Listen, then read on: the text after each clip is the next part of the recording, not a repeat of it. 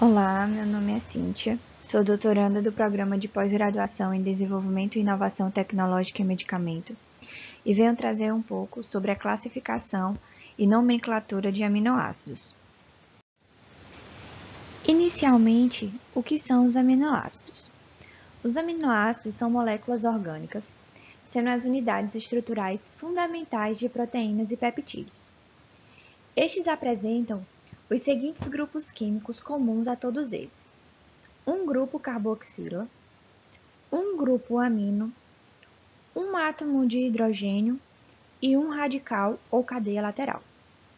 Então, os diversos aminoácidos eles vão se diferir entre si devido à natureza química da cadeia lateral, onde essa cadeia lateral ela vai apresentar diferente estrutura, tamanho e carga elétrica. Essa estrutura ela é uma estrutura comum a todos os aminoácidos, exceto a prolina, que é um aminoácido cíclico. Quando os aminoácidos eles estão em pH 7, eles são encontrados na sua forma ionizada, ou seja, o grupo carboxila com carga negativa e o grupo amino com carga positiva. Sendo assim, eles são chamados como íon dipolar, íon híbrido ou zwittero. E como esses aminoácidos eles se ligam? Os aminoácidos eles se ligam através de uma ligação chamada ligação peptídica, que consiste na ligação entre o carbono do ácido carboxílico e o nitrogênio do grupo amino. Quando se tem, então, a união de dois aminoácidos, nós temos, portanto, a formação de um dipeptídeo. Então, consequentemente, quando se tem a união de 3 aminoácidos, nós vamos obter um tripeptídeo, e 4 aminoácidos vamos obter tetrapeptídeo, e assim por diante. E quando nós temos mais de 30 aminoácidos ligados por ligações peptídicas, nós vamos obter, portanto, um polipeptídeo. As proteínas, elas são polipeptídeos que têm alguma função biológica. Então, como é que acontece a classificação dos aminoácidos? Os aminoácidos eles vão ser classificados de acordo com a localização do grupo amino na cadeia carbônica que contém a função ácido carboxílico, sendo, portanto, este carbono chamado de carbono alfa. Os demais carbonos que ficam na cadeia lateral R, eles vão ser identificados como carbonos beta, gama, delta e assim por diante.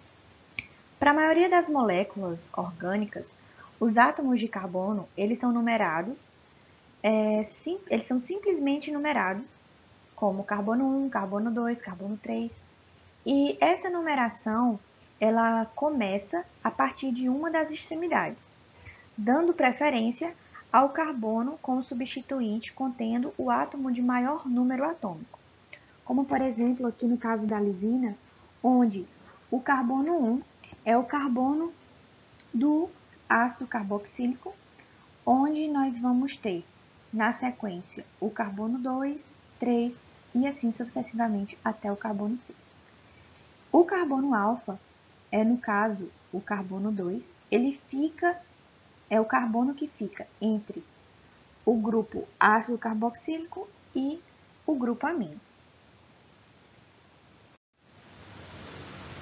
Portanto, nós temos como exemplos de aminoácidos alfa-aminoácidos, beta-aminoácidos, gama-aminoácidos e assim por diante. Então, apesar de existirem mais de 700 aminoácidos, apenas o grupo de 20 aminoácidos, como pode ser observado, esses são chamados de aminoácidos padrões. Todos os 20 tipos de aminoácidos comuns ou aminoácidos padrões, que é assim que eles podem ser denominados, todos eles vão ter um grupo carboxila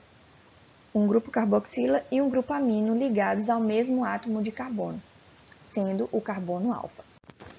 Bem, Algumas vezes, como no caso dos aminoácidos com grupos R heterocíclicos, como por exemplo a histidina, o sistema de letras gregas ele é ambíguo e usa-se a convenção numérica.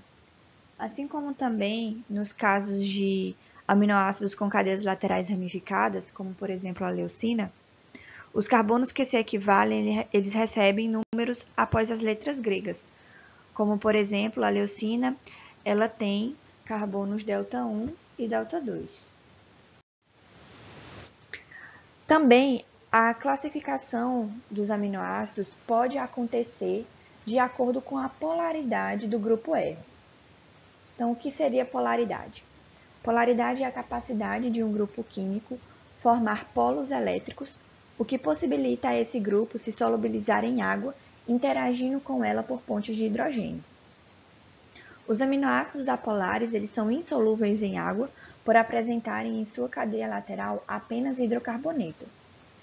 E os aminoácidos básicos eles apresentam carga líquida positiva no pH 7, enquanto os aminoácidos ácidos apresentam carga líquida negativa no pH 7. Então, sabendo disso, os aminoácidos eles podem se classificar como grupos R apolares alifático, tendo como exemplo a alanina, prolina, isoleucina, valina. Esses aminoácidos eles são apolares e hidrofóbicos. As suas cadeias laterais eles tendem a se agrupar no interior das proteínas, estabilizando a estrutura proteica por meio de interações hidrofóbicas.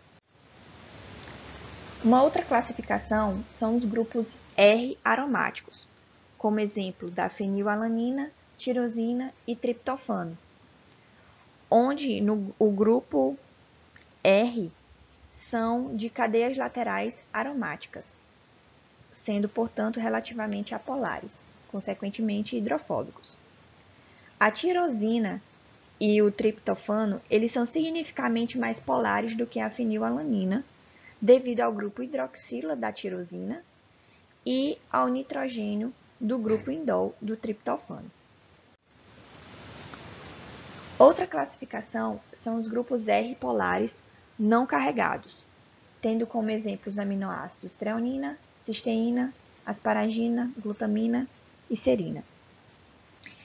Esses grupos, eles são solúveis em água ou mais hidrofílicos do que aqueles dos aminoácidos apolares, tendo em vista que eles contêm grupos funcionais, que esses grupos funcionais eles formam ligações de hidrogênio com a água. Tem-se também os grupos R carregados positivamente, cujo o grupo R apresenta uma carga positiva líquida em pH 7.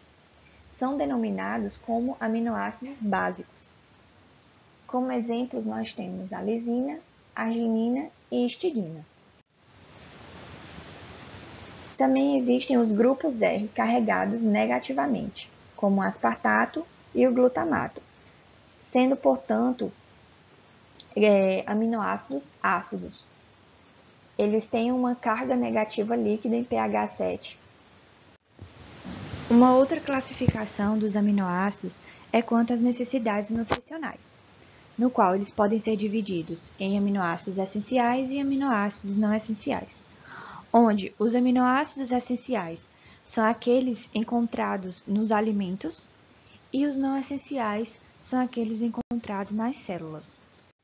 Aqui está uma tabela informando quais aminoácidos essenciais, exemplos de aminoácidos essenciais como leucina, lisina, metionina e aminoácidos não essenciais, como alanina, arginina, asparagina, entre outros. Quanto à nomenclatura dos aminoácidos, eles podem ser divididos em 3 critérios, no qual o primeiro critério é a fonte a partir da qual eles foram pela primeira vez obtidos na forma pura, como a asparagina, que foi obtida a partir do aspargo, o glutamato, obtido a partir do glúten do trigo, e a tirosina, obtido a partir do queijo. O segundo critério é uma característica química do aminoácido, como por exemplo a fenilalanina, né, que ela foi assim nomeada por apresentar um grupo fenil ligado ao aminoácido alanina. E o terceiro critério da nomenclatura dos aminoácidos é uma propriedade do aminoácido, como por exemplo a glicina, que recebeu esse nome por ter o sabor doce, lembrando aos glicídios, né, açúcares. Então, aos aminoácidos comuns das proteínas foram atribuídas abreviações de 3 letras e um símbolo, no qual essas 3 letras são as 3 primeiras letras iniciais do nome do aminoácido em inglês, e o símbolo ele foi escolhido de acordo com a primeira letra do seu nome. Por exemplo, glicina, o símbolo utilizado foi a letra G, alanina, o símbolo utilizado foi a letra A.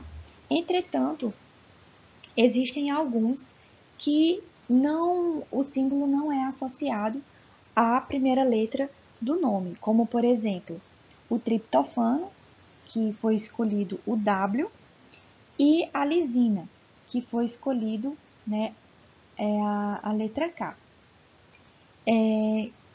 Por que isso? Porque como já existiam 2 aminoácidos representados pela letra L, né, que seria a leucina, e pela letra T, que no caso seria a treonina, então convencionou-se representar a lisina com a letra K e o triptofano com a letra W. Bem, continuando quanto à nomenclatura, nós vamos ver um pouco da estereoquímica dos aminoácidos. O que acontece? A maioria dos aminoácidos eles são quirais. Como assim? O que é um carbono quiral, né?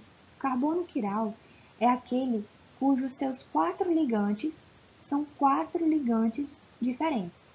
Então, nós dizemos que este é um carbono quiral, tendo 4 ligantes diferentes, e também é um carbono assimétrico, com exceção da alanina, que na sua cadeia lateral, nós vamos ver que ela apresenta o átomo de hidrogênio, ou seja, o carbono ele tem 2 átomos de hidrogênio, sendo, portanto, um carbono simétrico. E aí, o que acontece? Em decorrência do arranjo tetraédrico dos orbitais de ligação em volta do átomo de carbono alfa, os 4 grupos diferentes eles podem ocupar 2 arranjos espaciais únicos e, portanto, esses aminoácidos eles vão ter 2 estereoisômeros possíveis. Então, esses 2 estereoisômeros eles são imagens especulares não sobreponíveis uma das outras. Ou seja, se você sobrepor essa molécula sobre essa, colocar uma em cima da outra, elas não vão se sobrepor. Portanto, disse que elas são imagens especulares não sobreponíveis uma da outra. Como, por exemplo, nós temos a alanina, né, que é um enantiômero não sobreponível. Então, todas as moléculas com centro quiral, elas também são opticamente ativas, isto é, elas giram o plano de luz polarizada. Então, uma nomenclatura especial, ela foi desenvolvida para especificar a configuração absoluta dos 4 substituintes dos átomos de carbono assimétrico. Para a determinação dessa configuração absoluta dos aminoácidos, é feita a projeção de Fischer, como está exemplificado aqui. Isso é uma projeção de Fischer, no qual o grupo carboxila ele é posicionado na parte superior da molécula, na mesma posição do grupo aldeído da molécula de referência, que é o gliceraldeído. O gliceraldeído ele foi tomado como a molécula de referência por Fischer. E então, o grupo amino e o átomo de hidrogênio, eles se localizam no plano horizontal da molécula e a cadeia lateral na sua parte inferior. Se o grupo amino ele estiver para a esquerda, coincidindo com a mesma posição da hidroxila, né, no L-gliceraldeído, a configuração da alanina será L-alanina. Já se o grupo amino estiver para o lado direito, coincidindo com a mesma posição da hidroxila do D-gliceraldeído, disse que a configuração do aminoácido é uma D-alanina. Então, a maioria dos aminoácidos encontrados em proteínas, elas apresentam a configuração absoluta L, excetuando-se a glicina, que não tem carbono assimétrico. Portanto, essas são as classificações e nomenclaturas dos aminoácidos. Então, essas são as referências de onde o material foi retirado. E até uma próxima aula.